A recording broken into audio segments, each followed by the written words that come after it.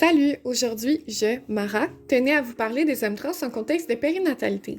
Il est pertinent de connaître les besoins de ce groupe de personnes pour perfectionner nos soins. Notre société accepte de plus en plus la fluidité des genres, donc plus il y a de personnes à l'aise de s'identifier trans publiquement, plus il y aura de cas différents en périnatalité. Selon Statistique Canada, 0,52% de la population québécoise en 2021 se considère trans ou non-binaire. Les hommes trans sont nés avec des organes génitaux féminins, mais ils s'identifient au genre masculin.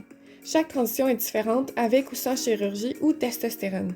Selon l'article de Sauser publié en 2021, les hommes trans qui prennent de la testostérone sont toujours féconds s'ils n'ont pas eu des chirurgies comme l'hystérectomie ou l'ovariectomie.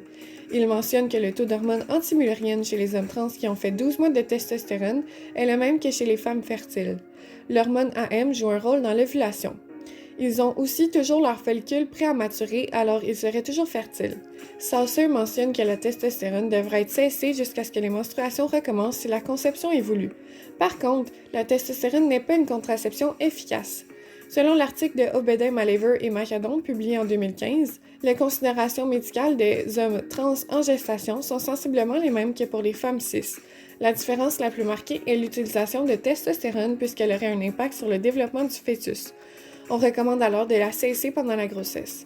Les hommes qui veulent allaiter devraient également reporter leur traitement de testostérone puisqu'elle peut altérer la lactation. Selon ces deux articles, la grossesse peut causer une dysphorie du genre. C'est une considération psychologique importante à prendre en compte lors de notre pratique. Il est important d'utiliser des prénoms adaptés à la personne et d'éviter d'utiliser des termes féminins lorsque possible. Somme toute, la testostérone ne rend pas l'homme trans infertile. La dysphorie du genre est un impact psychologique important.